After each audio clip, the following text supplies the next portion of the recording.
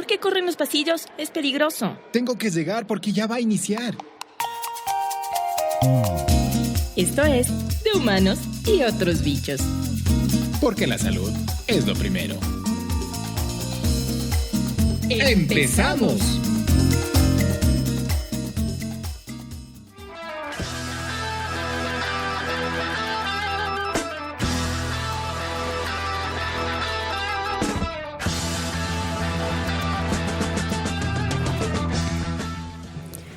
Muy buenos días, oyentes de la radio universitaria. Son las 10 de la mañana del viernes 2 de diciembre y empezamos el programa de Humanos y Otros Bichos, un programa del Instituto de Investigación en Salud Pública y Zoonosis de la Universidad Central, dedicado a la divulgación de las enfermedades zoonóticas y de otras ramas del maravilloso mundo de la ciencia. Bienvenidos. Sandra Enríquez, Verónica Espinosa, junto con Elizabeth Minda y los colegas del CIS, les acompañaremos, como todos los viernes, hasta las 11 horas. Bienvenidos, estimados radioescuchas. Bienvenidos, Radio Escuchas. Empezamos con los titulares. Hoy hablaremos de temas de interés para la comunidad universitaria. Empezamos. Como todas las semanas, compartiremos algunas de las principales noticias científicas de la semana. En Tertulia y Café conversaremos con el docente Cristian Vinuesa, quien nos contará sobre su experiencia. En el segmento Científicos en el Ecuador, dedicado a conocer experiencias de científicos extranjeros radicados en el Ecuador y ecuatorianos recién retornados, Ana Poveda conversará con la doctora Yasmina Rivillaga, entomóloga médica de Venezuela. Lenin Ron, en El hombre que calculaba, compartirá datos estadísticos controversiales y actuales. Esta semana hablaremos sobre una pregunta incómoda. No se olviden, radioescuchas, que pueden interactuar con nosotros a través de las redes sociales Facebook y Twitter utilizando el hashtag BichosCIS. Bueno, empezamos con las noticias científicas de la semana.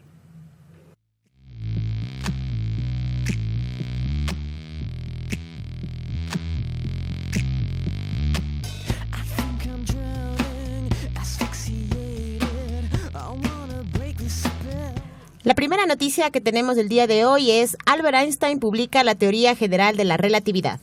Un día como hoy, en el año de 1915, el físico alemán Albert Einstein presentaba la teoría de la relatividad general, reformulando el concepto de gravedad. Esta teoría dio lugar a un profundo desarrollo en la cosmología, rama de la física, dedicada al estudio científico del origen y la evolución del universo. La relatividad general debe su nombre a que generaliza la teoría especial de la relatividad formulada por el mismo Einstein 10 años antes. De esta teoría sale la fórmula que todos conocemos como E es igual a mc al cuadrado, la cual pone en relación la masa de un cuerpo y su energía. Los principios fundamentales de esta ley de la relatividad es que plantea la aceleración y la gravedad como distintos aspectos de la misma realidad, la curvatura del espacio-tiempo y el principio de la covariancia generalizada, que postula que todos los sistemas de referencia son equivalentes desde el punto de vista físico. Bueno, la teoría de la relatividad especial formulada por Albert Einstein en 1905 constituye uno de los avances científicos más importantes de la historia. Alteró nuestra manera de concebir el espacio, la energía, el tiempo y tuvo incluso repercusiones filosóficas, eliminando la posibilidad de un espacio-tiempo absoluto en el universo. Con la teoría de la relatividad especial, la humanidad entendió que lo que hasta ahora había dado por sentado que era una constante, el tiempo, era en realidad una variable. No solo eso, sino que el espacio también lo era, y que ambos dependían en una nueva conjunción espacio-tiempo de la velocidad. Sin duda, la teoría general de la relatividad de Einstein ha revelado que el universo es un lugar extremo. Ahora sabemos que era caliente y denso y que se ha expandido durante los últimos 13.000 millones de años. También dedujo la existencia de regiones tan densas que deforman el espacio-tiempo, llamados los agujeros negros, que atrapan todo lo que entra en sus garras. Les voy a contar un dato curioso de Einstein. Este tuvo 3 nacionalidades: alemana, suiza y estadounidense. Al final de su vida, un periodista le preguntó qué posibles repercusiones había tenido sobre su fama estos cambios. El físico dio la siguiente respuesta: si mis teorías hubieran resultado falsas, los estadounidenses dirían que yo era un físico suizo, los suizos que era un científico alemán y los alemanes que era un astrónomo judío. Ese era el humor del padre de la física. Y así se liberaba de cualquier acusación. Albert Einstein nació en 1879 y falleció en Princeton a los 76 años el 18 de abril de 1915. Bueno, pasando de la teoría de la relatividad, vamos a una a una noticia de interés médico. Descubren vacuna contra la polio. La polio, también denominada poliomielitis, es una enfermedad contagiosa e históricamente devastadora que fue erradicada en el hemisferio occidental en la segunda mitad del siglo XX. Aunque la polio ha afectado a los seres humanos desde la antigüedad, el brote más importante tuvo lugar en la primera mitad del siglo XX, antes de que la vacuna, creada el 2 de diciembre de 1955 por Jonas Salk, fue de fácil acceso. En 1952, en plena epidemia de la polio, se registraron casi 60.000 casos con más de 3.000 muertes solo en los Estados Unidos. Sin embargo, con la difusión de la vacuna, la polio salvaje o polio producida por infección natural se erradicó en los Estados Unidos en 1979 y en el hemisferio occidental en 1991. Esta enfermedad es causada por un virus que invade el sistema nervioso y puede causar la parálisis en cuestión de horas. El virus se transmite de persona a persona principalmente por vía fecal oral o con menos frecuencia a través de un vehículo común, como es el agua o los alimentos contaminados, y se multiplica en el intestino. Los síntomas iniciales son la fiebre, cansancio, cefaleas, vómitos, rigidez del cuello, dolores de los miembros de las extremidades. Una de cada 200 infecciones produce una parálisis irreversible, generalmente de las piernas, y un 5 a 10% de estos casos fallecen por parálisis de los músculos respiratorios. Es por esto que los esfuerzos mundiales se han ampliado y duplicado para enfrentar esta poliomielitis, y todas estas acciones se las hace en niños menores de 5 años. Hay dos tipos de vacunas antipoliomielíticas. La IPV, que es una vacuna inactivada, que es se le hace de manera de inyección, y la OPV, que es una vacuna oral viva, que consiste en gotas que se tragan. Como Vero lo había mencionado, afectan a todos los niños menores de 5 años. Los casos de poliomielitis han disminuido en más de un 99%. Por ejemplo, de los 350.000 casos estimados en 1988, hasta el 2015 existen 74 casos. Esta reducción es la consecuencia de los esfuerzos mundiales para erradicar la enfermedad. Y como otra noticia, el Día Mundial de la Lucha contra el SIDA fue ayer, el 1 de diciembre. Este día tiene un lugar muy especial en la historia de la pandemia del SIDA. Desde 1988, el 1 de diciembre ha sido una fecha en la que se lleva un mensaje de compasión, esperanza, solidaridad y comprensión sobre el SIDA a cada uno de los países del mundo, del norte al sur y del este al oeste. El inicio de este extraordinario acontecimiento fue en la Conferencia Mundial del Ministerio de Salud sobre Programas de Prevención del SIDA, celebrada en Londres en enero de 1988, en la que delegados de más de 140 naciones declararon unánimemente a 1988 como un año de comunicación sobre el SIDA. La propuesta de la OMS para esta actividad, que se culminase en el Día Mundial del SIDA, a ser observado el 1 de diciembre de 1988, recibiendo el apoyo de la Asamblea Mundial de la Salud en mayo de este año. El Día Mundial del SIDA forma parte de los esfuerzos globales para encarar el resto del SIDA como una epidemia continua, incrementándose en todas las regiones del mundo el esfuerzo. Cada año se enfatizan las actividades de prevención y control del SIDA que previenen y realizan y aportan nuevos canales de comunicación sobre el síndrome. Se trata de un evento anual en el que la mayoría de los países establecen la comunicación para ayudar a construir un esfuerzo universal y perdurable para prevenir el SIDA.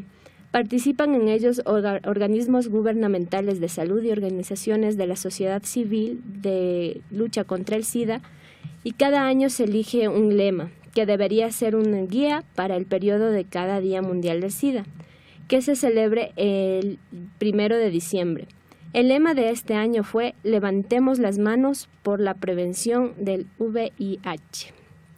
Como todos ustedes saben, esta enfermedad es muy frecuente aquí en el mundo y como algunos datos estadísticos tenemos que 18.2 millones de personas tuvieron acceso a la terapia antirretrovírica hasta el junio del 2016. 36.7 millones de personas en todo el mundo vivían con el VIH hasta finales del 2015. 2.1 millones de personas contrajeron la infección por el VIH hasta finales de 2015 igual. 1.1 millones de personas fallecieron a causa de esta enfermedad hasta finales del 2015. 78 millones de personas han contraído la infección por el VIH desde el comienzo de la epidemia y 35 millones de personas han fallecido a causa de esta enfermedad o de enfermedades relacionadas con el SIDA desde el comienzo de la epidemia. Es el momento propicio para fortalecer el apoyo en la respuesta al VIH en las Américas y tomar pasos innovadores para que la región pueda alcanzar las metas mundiales para acabar con la epidemia en el 2030. La prevención combinada del VIH, detección temprana y sobre todo que las personas no tengan esos criterios de desplazamiento hacia los enfermos, sino más bien de tratar de ayudar a las personas de una forma consciente, ¿no? Apoyarles emocionalmente, porque no podemos contagiarnos del SIDA simplemente por conversar con una persona ni tomarle las manos, sino solamente a través de la sangre. Entonces es hora de tomar conciencia para tratar de ayudar a la gente con esta enfermedad a superar su problema. Bueno, continuando con las noticias, tenemos que así fue la transición de los lagartos a las serpientes. La pérdida de las patas se debió a la suspensión progresiva de un regulador de un gen relacionado al crecimiento de las extremidades. Hace unos 100 millones de años, algunos lagartos evolucionaron al alargar su cuerpo y perder las patas, lo que dio origen a las serpientes. Unos cambios morfológicos tan notables y a menudo se asocian a las alteraciones en la expresión de ciertos genes y a los mecanismos que los regulan. En el caso de las serpientes, el proceso en cuestión se desconocía anteriormente. De modo que Axel Wiesel, el investigador a cargo de esta investigación en un laboratorio en Estados Unidos, y sus colaboradores fijaron su atención en el gen Sony Hedgehog, que participa en el crecimiento de los miembros, así como en un regulador de este gen. La secuencia promotora se la denominó ZRS. Mediante la comparación de los genomas de serpientes con los otros vertebrados, los investigadores han identificado una deleción de 17 pares de nucleótidos en las primeras. La historia de la pérdida de las patas en las serpientes resulta probablemente compleja, pero la alteración de la función del regulador de este gen, sin duda, desempeñó un papel clave en ella. Esta investigación fue publicada en la revista Cell este año. Entonces, antes de esta mutación de ZRS, las serpientes nativas tenían extremidades inferiores formadas por un par de patas con tobillos y pies con sus pequeños deditos. Los científicos no tienen clara la función de estas extremidades y creen que por eso se quedaron como vestigios. Además, también dicen que el éxito de la historia evolutiva de las serpientes se debe a su habilidad en dispersarse. Las serpientes pueden ocupar rangos 4.5 veces más grandes que los lagartos y en ambientes muy dispares. Entonces, este es el resultado tanto de las mutaciones y como la adaptación al ambiente por estas serpientes. Bueno, otra noticia que vamos a comentarles el día de hoy es que describen un nuevo y curioso tipo de 1000 pies. Este enigmático artrópodo es el primo evolutivo del animal con más patas del planeta, el Ilagme plenipes, que tiene 750 extremidades. Esta nueva especie, llamada Ilagme tobini, posee 414 patas y dentro de sus peculiares características se cuentan unas 200 glándulas venenosas, pelos capaces de generar seda y 4 penes. Los 1000 pies son invertebrados que poseen un largo cuerpo formado por varios segmentos o anillos, cuya principal característica es que aunque no tienen la enorme cantidad de patas que sugiere su nombre, sí poseen más extremidades que cualquier otro ser vivo conocido. A diferencia del 100 pies, que es un cazador que tiene muchas menos patas que su pariente el 1000 pies, que es un miriápodo, vegetariano y mucho más pacífico. Además, el 100 pies tiene un par de patas por cada segmento, mientras que el 1000 pies tiene 2 pares de patas por cada segmento. La nueva especie de milpies fue hallada en 2006 en una cueva del Parque Nacional Sequoia en California, Estados Unidos. Mas la descripción del animal se publicó hace tan solo unas semanas en la revista científica Zoocase. Según la descripción, una de las características más interesantes de este milpies tiene que ver con su boca, pues tiene un extraño aspecto cuya función aún no se ha determinado, pero se presume que podría representar una morfología adaptada para el consumo de hongos, ya que tiene características similares a algunos escarabajos. Las hembras de esta especie, como Sandra ya lo mencionó, tiene 750 patas, mientras que los machos algo más de 550. Muchas de las otras especies de milpies cuentan con un número que oscila entre las 80 y las 100. Algunas de las peculiaridades, como ya había mencionado, es que tienen la capacidad de generar o de hilvanar seda, es decir, que están creando su propia ropa. Este milpies debe su nombre al biólogo de cuevas Ben Tobin, del Servicio de Parques Nacionales de Estados Unidos. También, según la USN, hay un total de 1.660.000 especies descritas hasta la actualidad. Se estima, que se podría llegar hasta 10 millones de especies en el mundo. Los 100 pies y 1.000 pies representan el 4% aproximadamente de este total. Esperemos que se sigan haciendo estos estudios en estos lugares, que son las cuevas y grietas, para que así se siga aportando con el conocimiento sobre estos bichos en estas zonas.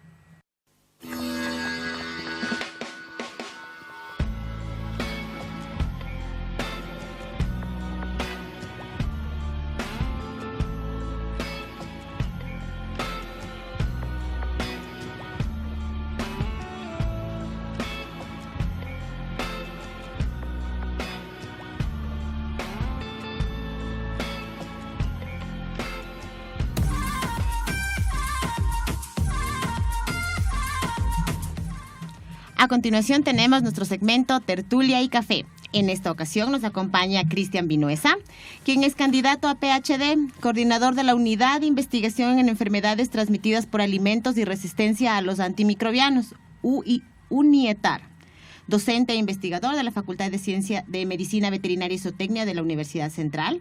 Ha cursado sus estudios de maestría en la Universidad Complutense de Madrid y en el Instituto de Medicina Tropical de Amberes, IMT.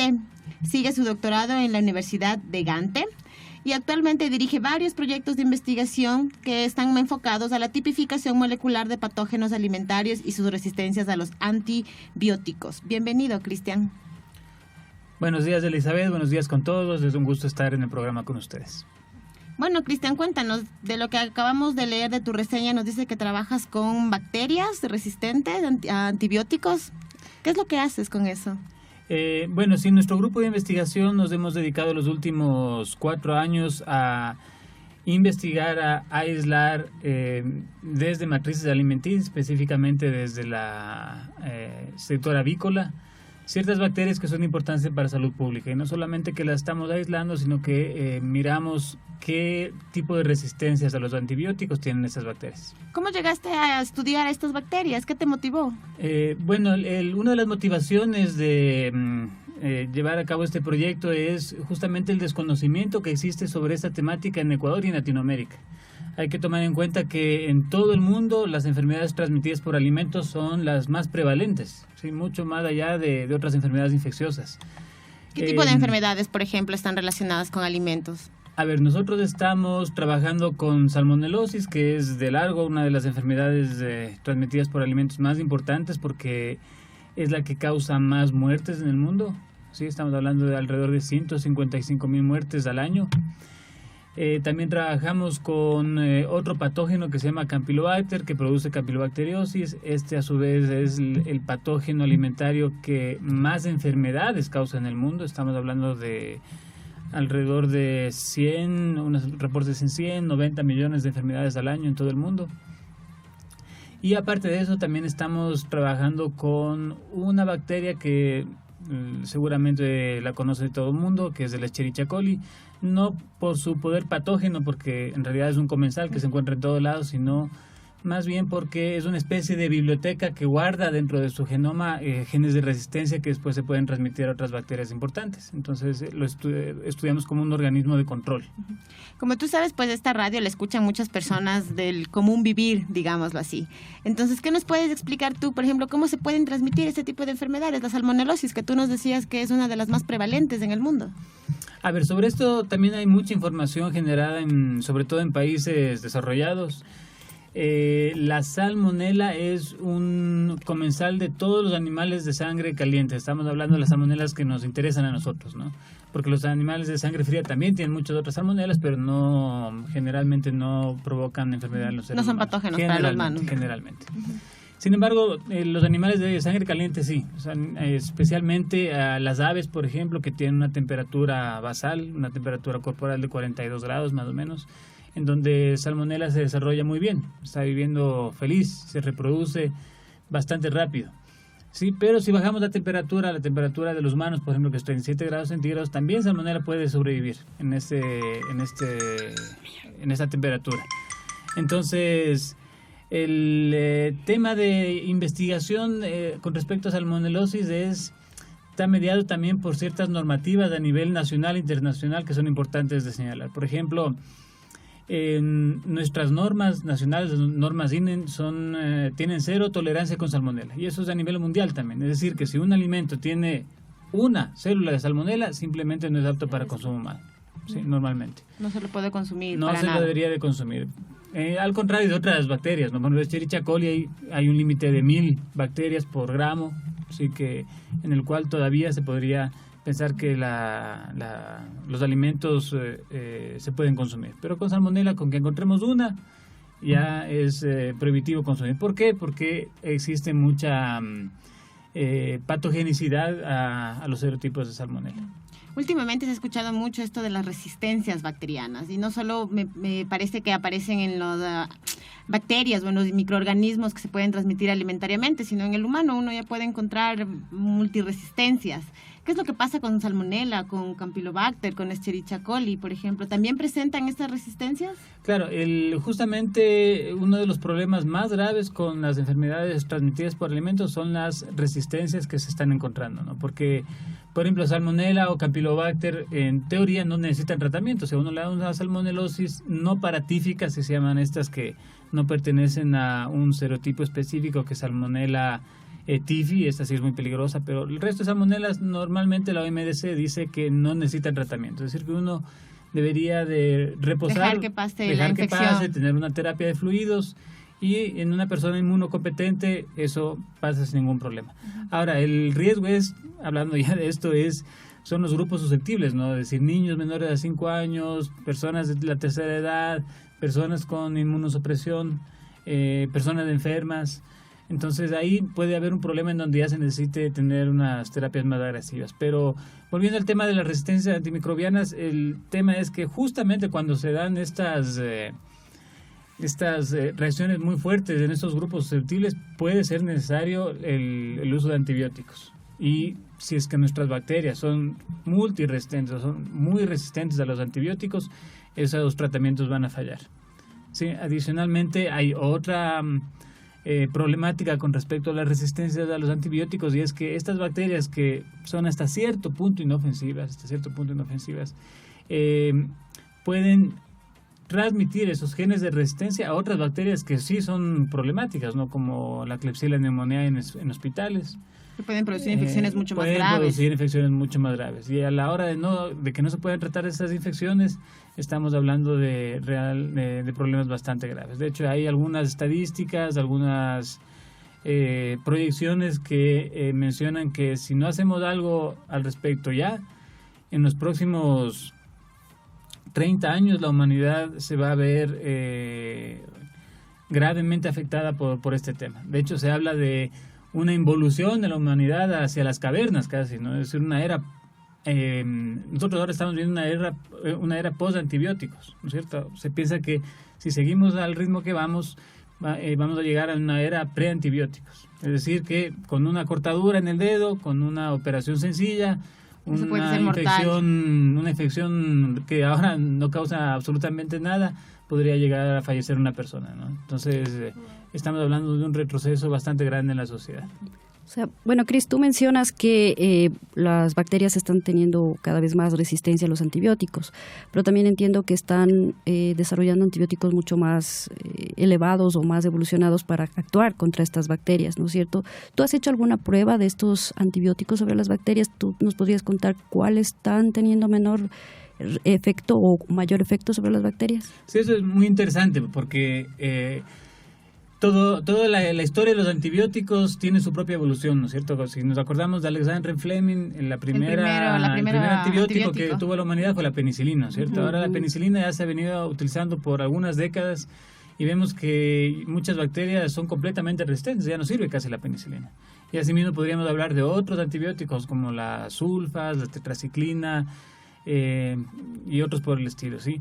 Ahora, como dices tú, Sandra, se han ido investigando nuevos antibióticos, nuevas moléculas, pero resulta que hacia esas nuevas moléculas ya se está identificando resistencia. Entonces, yo les voy a mencionar 2 casos específicos. Por ejemplo, son los antibióticos beta-lactámicos, que tienen varias generaciones. Entonces, a las primeras generaciones ya se está detectando resistencias muy altas, y a las últimas generaciones de beta-lactámicos también ya se está viendo resistencias, ¿no? Incluso hay un gran escándalo que comenzó hace un año, justamente a finales de noviembre del año pasado, y es que en China descubrieron, unos investigadores en China comenzaron a investigar unas bacterias aisladas en cerdos, pero esas bacterias no eran aisladas de ese año, digamos, eran de una colección que venía de 2-3 años atrás. Al investigar estas bacterias se dieron cuenta de que eran resistentes a un antibiótico que se llama colistina. Entonces se preguntaron por qué serán resistentes, ¿sí? Normalmente se sabía que había resistencia a la colistina, pero se pensaba que esas resistencias estaban a nivel cromosomal, es decir, que solamente las bacterias hijas, ¿no es cierto?, de una bacteria resistente podrían llegar a tener esa resistencia. Entonces, hasta cierto punto estaba limitada la dispersión de este tipo de bacterias. Pero estos investigadores comenzaron a investigar y se dieron cuenta de que existía un gen, ¿sí? Acordémonos que un gen es el equivalente a una proteína, ¿sí? Había un gen que estaba en un plásmido. El plásmido es una partecita de las bacterias que es móvil y se puede transmitir entre bacterias del mismo género o entre bacterias de diferentes familias, de diferentes ambientes, etcétera, etcétera. Entonces es muy importante la transmisión de estos genes por plásmidos. Y a este gen lo denominaron MCR1. ¿Sí? Entonces al principio fue un gran escándalo porque decían cómo apareció esta resistencia a colistina mediada por un plásmido. ¿Sí?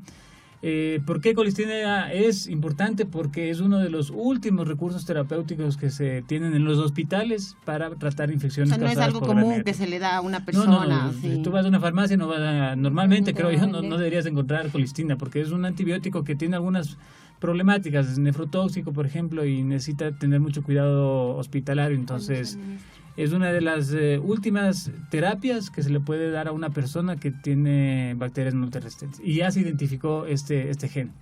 A partir de ese año estalló una bomba, se comenzaron a identificar MCR1 positivos, digamos, en todo el mundo. Comenzó esto en Europa, siguió en Estados Unidos, en Asia, en Oceanía. Y lógicamente Latinoamérica no se podía quedar atrás, que comenzaron a haber reportes en Chile, me parece que fueron los primeros, en Argentina, en Brasil. Ahora se sabe que está en toda Latinoamérica. Nosotros en nuestras colecciones ya hemos encontrado bacterias con portadoras del MCR1 y lo que estamos tratando de identificar es qué tan dispersas están. De hecho, hace unos meses las autoridades sanitarias identificaron una bacteria MCR1 positiva en un niño que tenía una peritonitis, y se identificó también que el perrito, el gatito, los animales que vivían con el niño también tenían las bacterias, digamos, aisladas de estos animalitos tenían también el MCR1. Entonces parece que está bastante dispersa y es una cuestión un poco preocupante, ¿no? Aquí el tema, y con esto cierro esta pregunta, es ¿por qué aparece esta selección a colistina? Y es que la gran controversia viene porque la colistina se utiliza como un promotor de crecimiento en animales. Sí, es decir, en la industria pecuaria se les da colistina, que son antibióticos a los animales, normalmente en el alimento, para que les ayude a crecer. Entonces, uso indiscriminado se piensa que también ha ido incrementando y se está analizando, ¿no? En Europa está prohibida la colistina, pero en China, que es un monstruo en términos de producción, en toda Asia, en Estados Unidos, en Latinoamérica, en todos lados está completamente permitido el uso de colistina en animales y se sigue utilizando. O sea que esta hipótesis de que tal vez esta mala utilización de antibióticos en la parte pecuaria sí puede ser entonces la que está haciendo que estas resistencias bacterianas aparezcan. O sea, no es solo el que la persona ocupe indiscriminadamente antibióticos, que las farmacias distribuyan así a diestra y siniestra, sino que también la parte pecuaria también hace o influye para que estas resistencias bacterianas aparezcan. Claro, el tema de la presión selectiva que ejercen los antibióticos para las bacterias es multifactorial, ¿no? O sea, tampoco se le puede echar toda la culpa a la pecuaria, a la parte pecuaria. ¿Por qué? Porque estamos hablando también de sobredosificación en humanos. Aquí en Ecuador ustedes saben que cualquier persona va a una farmacia y compra le dan antibióticos. Incluso sin saber de qué se trata, ¿no? Si le duele la cabeza, igual compra un antibiótico. Si le duele el estómago, se compra un antibiótico. Si tiene un dolor muscular, se compra un antibiótico. Entonces, todavía no hay la panacea. Sí. Y el tema también es que hay toda una línea de investigación también que está viendo que ese uso de antibióticos promueve una contaminación en el medio ambiente. Es decir, si las personas se ocupan más antibióticos, los antibióticos a la larga se excretan vía heces o orina y van a parar a los desagües, ¿cierto? Los desagües a los ríos, de los ríos a las plantas a los animales, y nos regresa a nosotros la consecuencia de esas exposición a los antibióticos, ¿no? Aparte de eso, hay que hablar de las industrias farmacéuticas. Las industrias farmacéuticas producen residuos también de antibióticos. ¿Y dónde se están eliminando eso? ¿Cómo se elimina? Sí, los laboratorios, nosotros como laboratorio de investigación, también ocupamos antibióticos para hacer nuestros experimentos. ¿Cómo se destina esa cantidad de antibióticos? Aunque es muy poco lo que utilizamos nosotros. Pero no se tiene normado todavía ese tipo de cosas. No se tiene normado, y esto es una preocupación bastante grave a nivel mundial. De hecho, el próximo año, me parece que es en abril o mayo, hay una reunión de la OMS, me parece que es en Ginebra, en la cual se estima o se les va a pedir a todos los países miembros que expongan sus planes de acción con respecto a la resistencia a los antibióticos. Y lastimosamente en Ecuador estamos muy atrasados con ese tema. Bueno, qué pena realmente que estemos un poco atrasados en eso cuando es algo como muy común que está apareciendo últimamente. Cristian, cambiando un poquito de tema, en la introducción había mencionado que tú eres candidato a PhD, estás estudiando en Gante y hiciste tu maestría en Amberes. Entonces, ¿cuál fue esa relación con Bélgica? ¿Por qué llegaste a Bélgica? Bueno, la historia es muy larga. Aquí también estamos hablando con los amigos del CIS, porque yo alguna vez fui parte del CIS. Sí, hice mi tesis de grado con un proyecto dentro de las investigaciones del CIS. Y un poquito uno ya se queda con expectativa, ¿no? Es lo que tratamos también de infundir a nuestros alumnos, de salir del país, de estudiar fuera. A mí Bélgica me pareció y me sigue pareciendo una opción bastante interesante porque es un país muy multicultural. Uno necesita inglés para vivir en Bélgica, pero también necesita francés. Si quiere uno aprender neerlandés. Acordemos que en Bélgica tienen 3 idiomas oficiales, ¿no? Que es el inglés, neerlandés. No, bueno, es el neerlandés, francés y el holandés. A ver, holandés, y el francés, alemán, y el alemán también, una partecita pequeña. Wow, hablan hartas lenguas ahí. Sí. Es bien complicado. El que mínimo tiene que hablar 3 idiomas y no está perdido, ¿no? Tú vas a la tienda y a comprar algo y la persona te habla en francés, pero tú hablas holandés y te contesta en holandés, o si no en inglés, pues sí, es bastante común, bastantes idiomas. Multicultural. Pero el lenguaje universal de la seña sí sirve. Ese es el que a veces nos salva la vida a todos. Pero una cuestión, ya dejamos el tema social, digamos, de Bélgica, que es muy interesante. Si nosotros vemos el mapa, Bélgica es menos de la mitad de Ecuador. Es un país bastante pequeñito, ¿no? Sin embargo, tiene un avance, es uno de los países más desarrollados en Europa.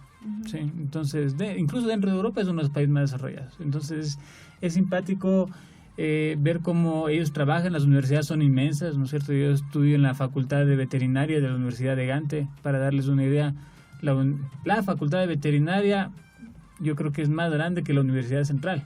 Wow. Solamente la Facultad de Veterinaria. Entonces, son otras escalas, otros niveles, manejan presupuestos definitivamente diferentes a los nuestros. Pero sí hay algo que rescatar, porque todo esto es logístico, ¿no? Que sea más grande depende de los fondos que te dé el gobierno, claro, etcétera, etcétera, ¿no? Pero eso es relativo. Lo que sí es interesante es el nivel de exigencia y el nivel de competitividad científica que tienen en estos grupos de trabajo, ¿no? Entonces, son grupos de trabajo que publican en revistas de alto impacto, solamente de alto impacto, grupos de trabajo que están manejando fondos no solamente del Estado o de la universidad, sino también de las industrias privadas, por ejemplo. Es interesante ver, y eso deberíamos aprender nosotros, a gestionar fondos de la industria privada para realizar nuestras investigaciones. Pero para eso debemos empatar nuestras investigaciones con los intereses de la parte más aplicada de la ciencia, ¿no? Entonces, eso es algo que deberíamos aprender también aquí en Ecuador. Poco a poco deberíamos ir avanzando en ello. Cristian, también eres coordinador de la Unidad de Investigación en Enfermedades Transmitidas por Alimentos y Resistencia a los Antimicrobianos, UNIETAR, en la Facultad de Medicina. ¿Hace cuánto tiempo está creada esta unidad? Bueno, nosotros creamos esta unidad más o menos hace un año. Sí, fue una experiencia bastante bonita porque la hicimos con colaboración muy cercana de nuestros estudiantes, de nuestros graduados. Entonces, realmente fue un trabajo conjunto y la idea de hacer esta unidad fue gestada, digamos, porque en un momento dado estuvimos manejando tantos proyectos que ya había que darle una forma, ¿no? Una forma. Ya no podíamos ser un laboratorio chiquito ahí de la facultad, sino que queríamos tener una especie de institucionalidad, si vale el término, ya que estamos gestionando algunos proyectos dentro de nuestra facultad y en algunas partes del país, de hecho. ¿Con quién más trabajas ahí en la unidad? Me imagino estudiantes también te acompañan. Estamos siempre nuestros tesistas. Recién tuvimos un estudiante de posgrado que se graduó. Nuestra primera maestría fue, pero también tenemos aparte de eso como 3 o 4 maestrantes. Y en el corto plazo, yo creo que en el próximo año ya comenzamos con este proyecto, y es que vamos a tener por lo menos 3 doctorantes también. 3 doctorantes para hacer su PhD en nuestra unidad. Qué bueno, y que ojalá se puedan ellos integrar también a la comunidad universitaria, sería lo ideal. Sí, ese es justamente el objetivo. Uh-huh. Bueno, Cristian, no sé, creo que estamos un poco con el tiempo justo. Para terminar, quisiéramos saber una anécdota, que nos cuentes una anécdota de tu vida, algo relacionado a las investigaciones, a las salidas de campo, no sé, ¿qué nos puedes contar acerca de la investigación? Bueno, anécdotas sí. Me imagino deben haber algunas. La verdad es que a uno le pasa de todo en el laboratorio, sobre todo cuando está recién aprendiendo y trayendo tecnologías a Ecuador. Lo más común que te pasa son errores, o sea, definitivamente eso es algo con lo que hay que saber Nadie está convivir. exento a eso. Nadie está exento a eso, sí, pero la idea, y es lo que siempre les digo a los chicos del laboratorio, cuando uno se equivoca no tiene que guardarse el error, tiene que avisarlo y tiene que más bien difundirlo. Y ¿no? aprender de ello. No, por sentirse contento de las metidas de pata, digamos. Sino para evitar otras metidas. Y aprender de eso. Para aprender eso. Entonces, algunas veces hemos tenido errores, nos ha costado dinero, nos ha costado tiempo poder solucionarlos, pero la idea es que nuestras investigaciones tengan la mejor calidad posible en nuestros resultados. ¿Sí? Entonces, una anécdota específica, no puedo dar nombres de las empresas, pero sí te podría decir que algunas empresas se sintieron les pedimos colaboración al principio. Eso por ejemplo es una anécdota, ¿no? que a mí me gusta contarle, y es que fuimos a algunas empresas a pedirles colaboración para que nos dejen muestrear de ciertos sectores pecuarios, ¿no?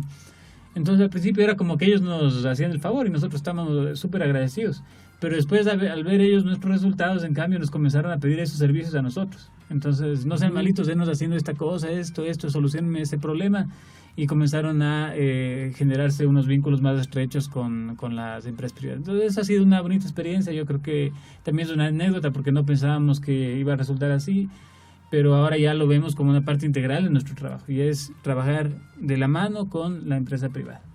Qué bueno, Cristian. Muchas gracias por haber venido el día de hoy. Nos has informado de mucho. Muchas gracias a ustedes. Felicitaciones por el programa, está muy bonito. Gracias, Cristian. Esperamos y te comprometemos para que puedas venir en otra ocasión. Muy bien, estaremos hablando en otra ocasión de algo adicional. Gracias, Cristian.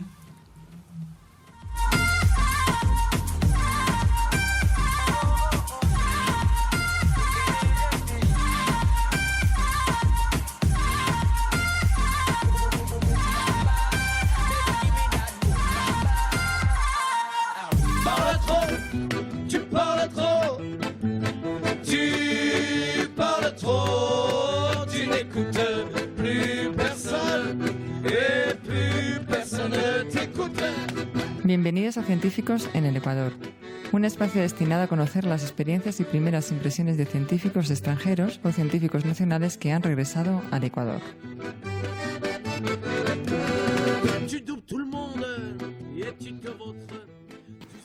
Buenos días, hoy tenemos como invitada a Jazmín Arribillaga. Ella es venezolana, lleva 4 años en el Ecuador y su experiencia es en el campo de la biología, de la entomología médica. Hola Jazmín, buenos días. Hola, muy buenos días Ana, gracias por la invitación a este espacio. Cuéntanos un poco, ¿qué es la entomología médica? Bueno, mi área de formación de pregrado es biología y dentro de la biología, que es una ciencia básica o ciencias puras o duras, una de las áreas que hay hacia la zoología es la entomología, y la entomología no es más que el estudio de insectos. Y en mi caso particular tengo digamos que mi área más de especialización es en la entomología médica, que es el estudio de artrópodos de importancia médica, principalmente insectos. Uh-huh. ¿Cuál fue el motivo por el que viniste al Ecuador? Bueno, en el año 2011 yo soy profesor principal en la Universidad Simón Bolívar en Venezuela y para el año 2011 me tocaba mi sabático. Nosotros tenemos la oportunidad durante un año nos podemos trasladar a otra institución para hacer investigación y en la universidad tenemos una oficina, un decanato de investigación y asuntos institucionales y a través del correo se hacía promoción del programa Prometeo. Y así hice mi aplicación y en base a lo que venía a hacer en esa oportunidad para el 2011, solicité mi permiso de sabático en septiembre del 2012 y vine a Ecuador en esas fechas. ¿Y ya te quedaste? Y bueno, por ahora creo que sí, yo me quedé. Muy bien. Seguro que en este tiempo has tenido alguna anécdota, alguna experiencia que te haya llamado la atención, que te chocó, te sorprendió desde el punto de vista científico. Cuéntanos alguna experiencia divertida o sorprendente. No sé si será divertida, ¿no? Porque obviamente cuando trabajas un poco en el área de salud y tienes intercambio con miembros de la comunidad, muchas veces uno no es tanto las anécdotas que puedan ser graciosas, sino más bien anécdotas que te dan, te dan tristeza, pero te dicen la realidad del día a día de la gente que está en zonas que están de riesgo de transmisión de enfermedades. Por ejemplo, tenemos 2 asociadas al noroccidente de Pichincha, 2 casas que están separadas tal vez por unos 30 metros. En una casa, yo soy muy amante de los perros, y hay una casa que, si no me equivoco, creo que fue en agosto del 2013, tenía casi 8 perros. Todos los perros estaban flacos, todos los perros tenían rasgos de poder tener leishmaniasis, que es con la enfermedad con que trabajo, pero nosotros no teníamos permiso ni personal en ese momento para tomar muestras. Cada vez que yo iba a esa casa, yo deseaba que los perros no estuvieran vivos porque la familia no tenía un buen riesgo. Es un riesgo, pero adicional la familia no tenía un sentimiento hacia los animales. Y en otra casa había un señor que él trabajaba mucho de campo y su forma de protegerse contra la picada de la manta blanca era bañarse en diésel. O sea, cuando tú ibas a la finca a muestrear, siempre te lo conseguías vestido de color como rosado, que es lo que le quedaba del diésel. Y él decía que cuando él salía de campo nadie se le pegaba. Yo le echaba broma que, bueno, tanto era así que nada se le pegaba que ni la esposa lo iba a abrazar. Entonces uno caía en el juego, ¿no? Porque de cómo explicarle que hay un nivel de toxicidad que él no lo ve. Él ve que hay alta protección, que nada lo pica, pero obviamente, y tiene años haciendo eso siempre después de las 6 de la tarde para ir a trabajar dentro del bosque. Entonces, pero es una realidad que uno tiene que jugar con eso un poco para dar explicación, pero es algo que no puedes cambiar en un periodo de tiempo muy corto, pues. Claro. Uh-huh. Otra pregunta, me gustaría saber tu opinión sobre el Ecuador, si piensas que es una oportunidad desde el punto de vista de investigación, ¿no? Porque es cierto que tenemos la Amazonía, tiene mucha biodiversidad, pero por otro lado la investigación no está tan avanzada, ¿no? ¿Qué piensas? Bueno, yo pienso que ahorita digamos que las políticas que ha hecho en este caso el gobierno de turno ha permitido como una apertura a poner en el mapa a Ecuador en la parte de la investigación. O sea, yo creo que por lo menos el proyecto al cual pertenezco, que ahorita estoy terminando, que es Prometeo, ha permitido un intercambio y adicional lo del sistema de las becas de la CNC. Ahorita existe una población importante de ecuatorianos que están fuera del país intercambiando, y esas personas que son ahorita estudiantes van a regresar y ese personal tiene que ser absorbido a las universidades. Ahorita sé que han abierto algunos concursos y han ingresado esos profesionales, entonces eso es algo que tú no lo vas a ver de forma inmediata porque ese nuevo profesional con una visión de investigación que viene de afuera va a ingresar ahorita como profesor en las universidades. En un promedio de 5 años ellos van a estar graduando nuevos estudiantes. Entonces tú verás el impacto que va a tener la investigación en unos 5 o 10 años. No Entonces es algo podríamos inmediato. decir que estamos por el buen camino. Sí, pienso que sí hay. Obviamente pues hay cosas que tienen que ver con la parte administrativa dentro de las instituciones, principalmente las universidades públicas, que es donde se está fomentando que sí se tiene que manejar y cambiar. La burocracia es buena, pero no, a veces uno mismo la transforma y no la pone como un beneficio hacia el docente investigador. Entonces yo creo que esas políticas internas de disponibilidad, por ejemplo, de fondos, hay pocas posibilidades de financiamiento. Si la universidad no tiene y el CNC no hace apertura, no tienes dónde buscar fondos nacionales. Entonces yo creo que eso es algo que se tiene que manejar, más que pensar en fondos externos, buscar fondos internos de distintas índoles para tratar de manejar esos proyectos, pues. Y una última pregunta, ¿has padecido alguna vez una enfermedad zoonótica? No. Hasta ahora no tengo ninguna. Bueno, los anticuerpos que me han sacado cuando estaba en el Instituto Nacional de Higiene me han dado negativos a todas las enfermedades, pero muy probablemente a lo mejor uno tiene cierta producción a otras cosas, sí, a otros arbovívoros, pero no son transmitidos por... Danos una breve definición, tú como experta, de lo que es una enfermedad zoonótica, lo que es la zoonosis. Una zoonosis es una enfermedad que deriva de la infección de un patógeno que puede ser una bacteria, puede ser un virus, puede ser un parásito, que es transmitido básicamente entre hospedadores animales, en los cuales nos encontramos nosotros como vertebrados.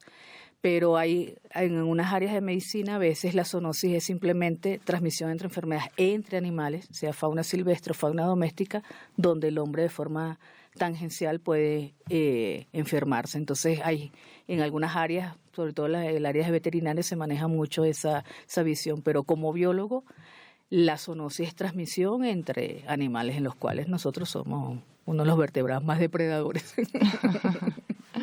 Muchas gracias, Jazmín. Gracias, Ana, por la invitación y este espacio. Muchas gracias por la visita.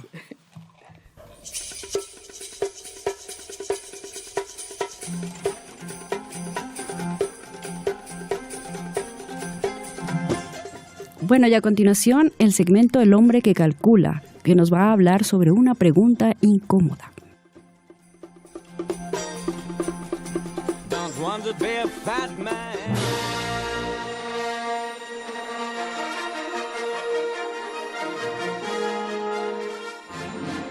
Bienvenidos a este segmento, donde hablamos de datos, estadísticas y cálculos que se presentan en las ciencias, en particular en las ciencias de la vida.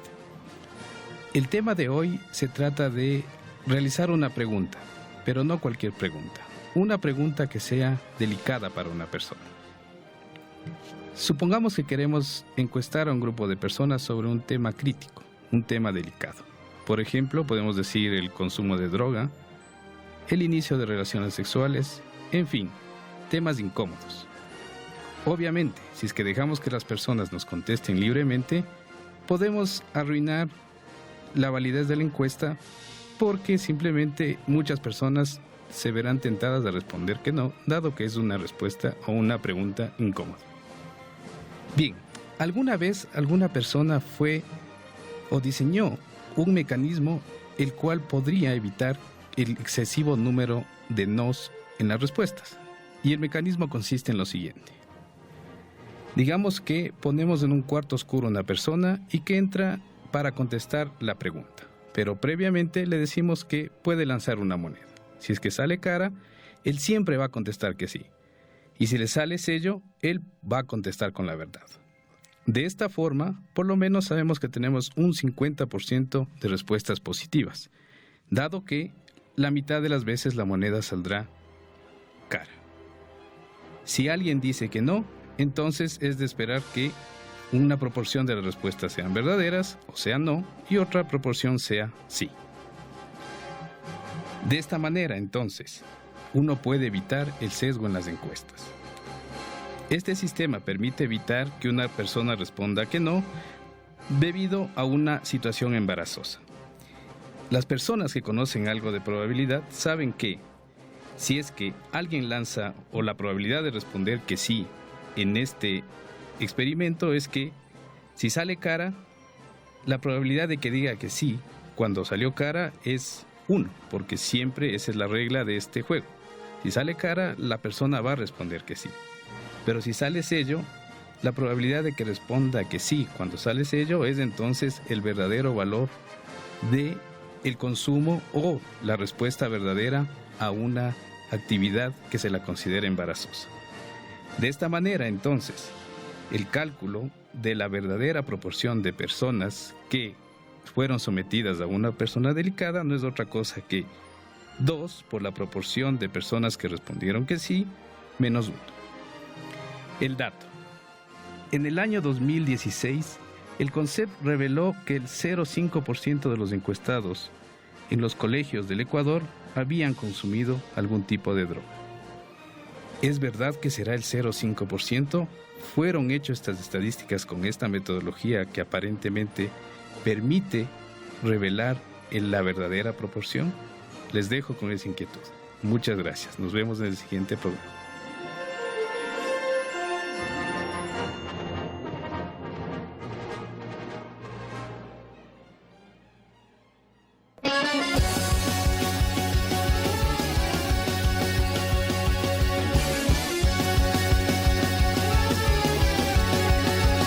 Cuando se cierra una puerta, siempre se abre una ventana. Hay que tomarse la... Bueno, esto ha sido todo por hoy en De Humanos y Otros Bichos. Yo, Sandra Enríquez, me despido de ustedes y espero que este programa haya sido de su agrado y nos estaremos viendo la próxima semana.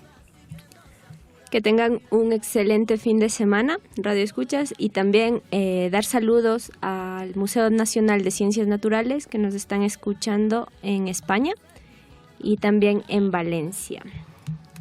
Bueno, Radio Escuchas, muchísimas gracias por estar ahora en nuestro programa. Ya saben que nos pueden oír nuevamente el próximo viernes de 10 a 11 en De Humanos y Otros Bichos. Elizabeth Minda se despide, gracias a todos. Y que la ciencia triunfe.